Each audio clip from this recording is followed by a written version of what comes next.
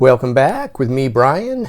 In my office, we're here for our weekly overview roundup, highlights of some of the items which have been cataloged in the past week here.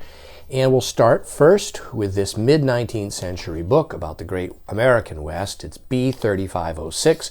Each of the items that I'm going to briefly show you now are available online and can be found on our website by searching for the item number that you'll see listed below the video, and also I will try, as I'm showing you each item, to give you the number. This first book is very interesting, actually, and the contents, we photographed them so you can see, but there's the Great Lakes, a history of Indians, Northwest Territory, the conquest of the West, and then Minnesota Territory, and so on. There are also within here wood engravings like this one. The book does display some toning and damp staining, but it's not really offensive. I see here a small little red mark that went unnoticed initially, but it's trivial, but there it is. And so we see, for instance, like this. The real feature of this item, though, that is worth pointing out, is this large folding map that accompanies the book. At one point it was set in right here on this tab. The map is loose now. It has some repairs, but is actually in a relatively nice state of preservation. This map is typically missing with examples of this book. And we see here it is, a map of the Great West, and it continues as far over here as the Rocky Mountains, like so. And we see that Kansas doesn't have a western boundary. Minnesota is enlarged. I'll show you the back of the map so you can see. There is some tissue. There is a tissue and archival tape repair along that fold line there. There is some splitting you'll see like here and a little bit at the intersection. There's a small little archival tape piece here, some small archival tape there. This little inset tab has been reattached using archival tape. This archival tape, if we ever repair anything here, which we sometimes do, we use a German Filmoplast acid-free archival tape that is reversible, so nothing that we do is permanent, or we pay attention to make sure that it's correct in terms of restoration. It's only minor anyway. We just do it to basically field stabilize the item for the next owner to address it if they wish. This is B3678, a wonderful photographic overview of the city of Amsterdam, pedestrians, early automobiles, trams, the ubiquitous bicycles, the placards on the public utility structures, and like so. There are 24 of these very nicely printed photographic views. That's the Palace for Volksflight, which burned down in a spectacular blaze early in the 20th century, well documented, even in stereo view, I do believe. Yeah, there's a market which still goes on today at the near the Waag. That building's been renovated into a cafe, which is quite nice. Sit outside there in that square.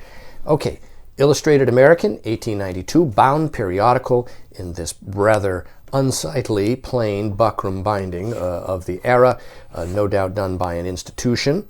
And what we see inside here is this profusion of photographic as well as offset line drawings and so on.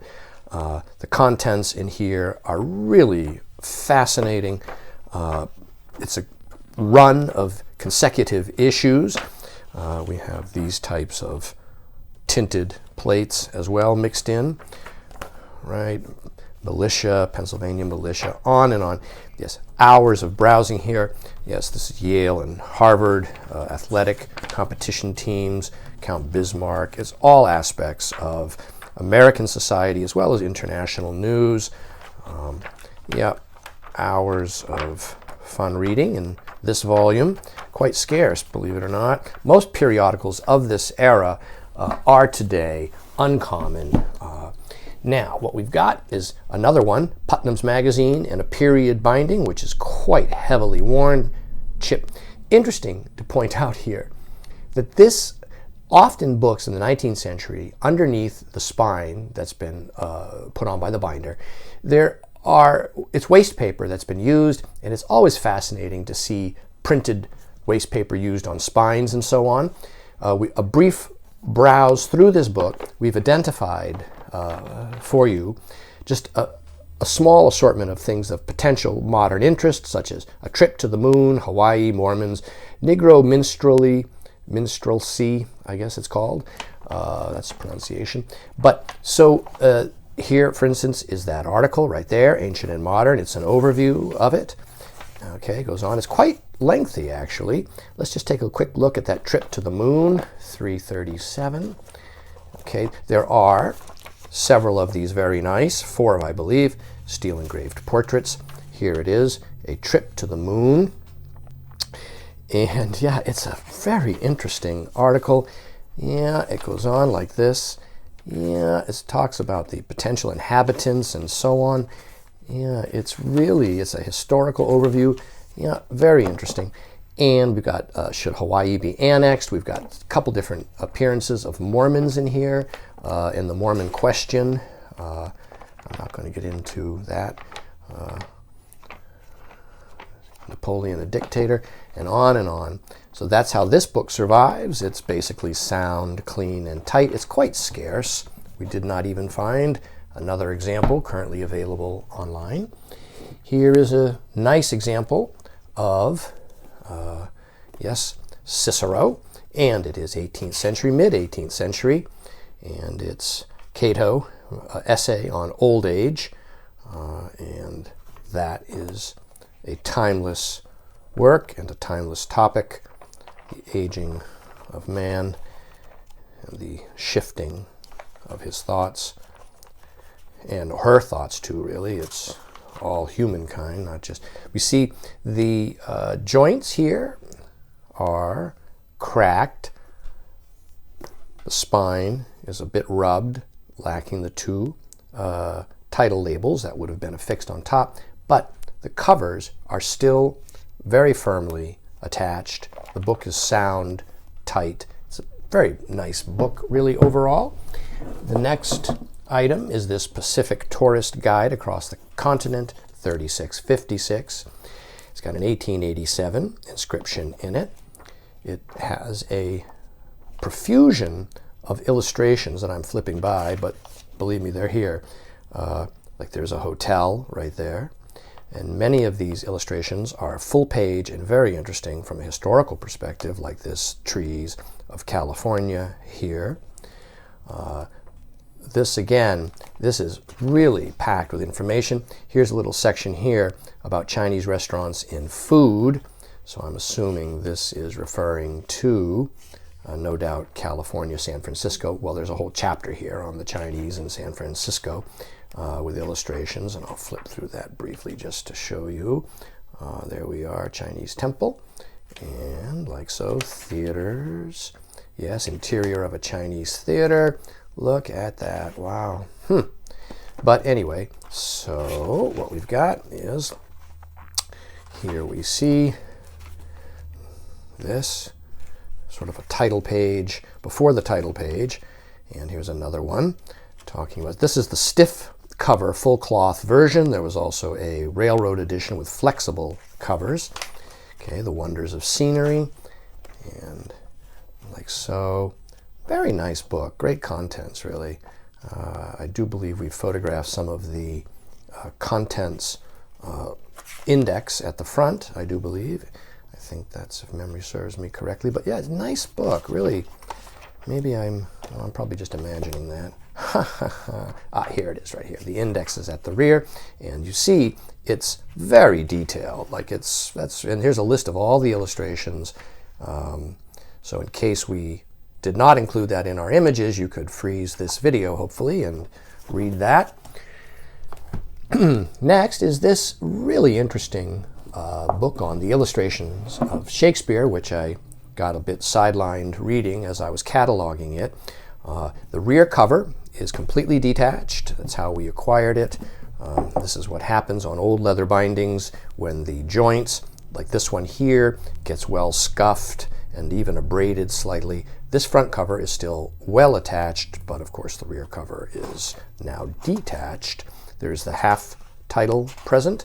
There is this wood engraved frontis here.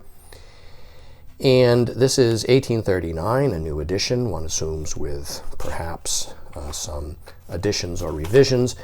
But it's very interesting because all throughout what the author does is they'll give like a specific line from a scene of Shakespeare within the play, Taming of the Shrew, and then give you the background of what that line might mean or what it does mean. And it's very interesting because it's just fascinating. Like, I'm no great Shakespeare scholar, but I got sidetracked reading it, and it really is diverting. Yes, diverting is maybe the right word. Brings to mind the movie Flushed Away with the frogs talking. Well, anyway, here we have a section on clowns, which is interesting because this section here, this little brief article about the use of clowns and tavern fools and female fools, etc., is accompanied by, I noticed this right here, we'll get to it, yes, these three very nice plates. That plate, and that plate there with clowns, and this plate right here. Yes, these almost look like steel engravings, but I do believe that is a wood engraving. Then there's that image, and then there's another plate in here as well. Right here, I believe it is, of dancing, right? The Morris dance, I think it is. Yes, ancient Morris dance right there. That's a wood engraved plate as well, 1839. The book is fairly scarce.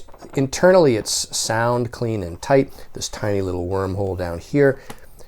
And that's how this book survives. Here is a 2-volume set on monasteries or monasticism, B 3671, in period bindings, like so. We do see there is some scuffing and abrasion to the boards a bit. The spines do have some small areas of loss down here. And here it looks like there's some scuff abrasions, no doubt, probably, yeah, right, to remove some evidence of former institutional ownership of the set. It's an interesting imprint, early 18th century in Venice. Nice little wood engraved image there of a female personification of Italy. Some other woodcut chapter tail endings or devices, like so. A couple of them I noticed as I was browsing the set are even large and very appealing, like that cherub right there. Yeah, Italians love the depiction of putti and cherubs. It's all found all throughout art of many eras. It's a universal symbol. And I'm going to just show you the inside of this volume as well. Some light scattered spotting, evidence of browsing. Some genius has written 1729 in pen right here, as well as that little, I'm not sure what that was, a call number or some reference number that they couldn't restrain themselves from writing it in ink on the title page. That's what you get. And so we've seen how this set survives. We've got three more items to get through. And let's see if we can do it without knocking the whole stack, or letting the whole stack go sideways. This is a Godey's, 1865, the year, which is kind of remarkable, right after the Civil War. And so, yeah, 3647 is this book. This book is complete. It even has some supplemental pages at the rear. But the majority of the hand-colored plates are inserted loosely and are substitutions for ones which would have originally been here. So, for instance, this is a loose hand-colored plate, and there's a loose engraving of the same era. And in fact, the these hand-colored plates here are Godey's. They're just from a different year, but there are, I do believe we've counted there are 12 of them. This one is original. This one is still bound in. But at some point, probably, it seems maybe even prior to the binding of the book, the plates were not present. And so at some point along the way, these other supplemental Godey's plates have been loosely inserted to make up for the loss of those. I want to be very clear about it, that the plates, there are hand-colored fashion plates, and they're Godey's, but they're just from a different year. And so, but this one here is original, like this one, but has a tear right here.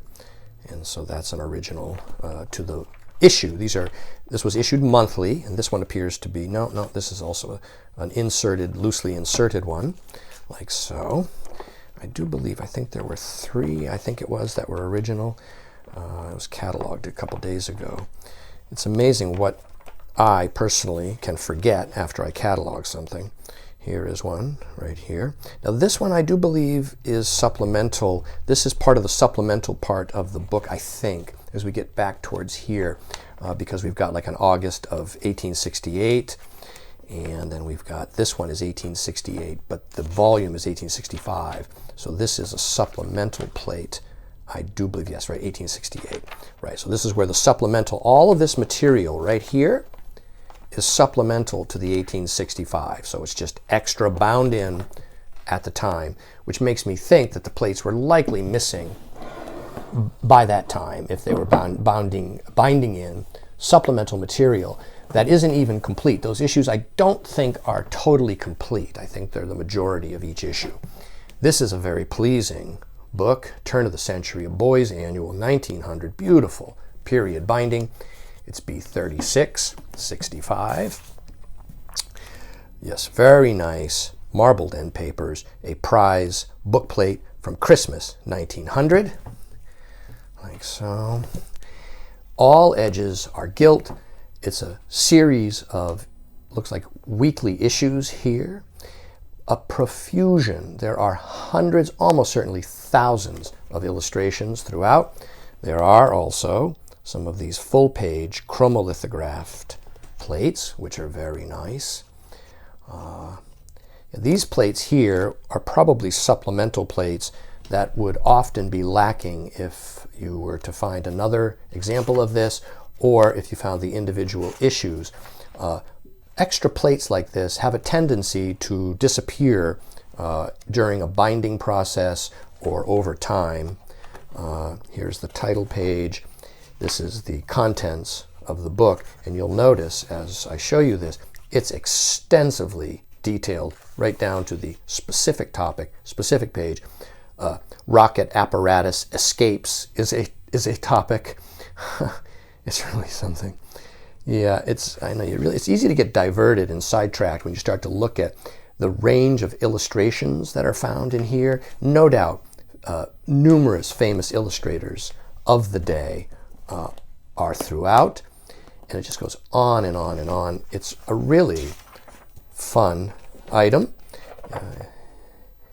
Yeah, there it is. Look at that. Yeah, and so this gives you a sense of what's inside, including this big folding color plate here of a wild boar. It says here, the imprint is the Chromolitho Art Studio. There's the artist's name over here, and on it goes. The final book that we will now examine is one of 2 similar ones that are currently on offer from us. This is a standalone volume, 1836. It's part of a larger set, but each of the cathedrals is a separate work unto itself. So there are, in fact, inside this book, 2 standalone, in-depth examinations of these cathedrals.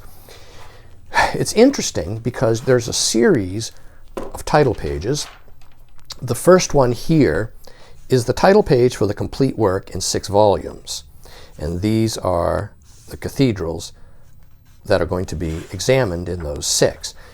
Then we've got the title page for this work, which is these two cathedrals, Wells and Exeter, followed by this engraved half title, followed by this title page, 1824, where it begins with, this is the section on Wells. So this section here on Wells Cathedral is complete unto itself, and it's beautifully illustrated with these very nice full-page engraved plates, richly printed, beautifully engraved, masterpieces really of detail of the engraving art. To do what you're seeing here on a metal plate with a burr in or any type of etching tool is really a monument, a testament to patience and skill acquired over years of apprenticeship. This is nearing the pinnacle of what's possible with engraving. They're signed, this one here is by Wallace. They may well all be by Wallace. No, I doubt it. Right, because it's just too much work for one man to do all these plates. It's a plate like this. I have been doing some background reading about the amount of time required to produce plates of this nature. It's surprising how long it can take. And each one of these would have been printed one at a time separately. When you think about the amount of labor involved that lies behind the production of a work like this, it really is quite remarkable. But now what we'll do is we'll finish the examination of that first cathedral, and that brings us to Exeter Cathedral here. And here we have the title page. So this is again a separate work unto itself, where we see the same sort of examination, detailed examination, with this profusion of really well done plates. Look at the richness of the darks and the lights here. The shadow coming across is really nothing more than the engraver just simply pressing down slightly harder to allow for it. This shadowing is really the effect of light and dark in black and white is really, I never get tired of looking at it or commenting on it. The more you know about it, the more impressed you become with it. Wide margins all around. Some of the pages are actually unopened at the top, so you would just take the back side of a butter knife and you would essentially just open them as you read through. And so we see here the binding has some scuffing, some splitting down here. Again, scuffing. It's fairly worn, but yet the gilt is still bright. The book is still sound and solid. It's a nice standalone volume. And so there we go. That is our overview for this week. Hope you've enjoyed it, and thanks for watching, and we'll see you again very soon.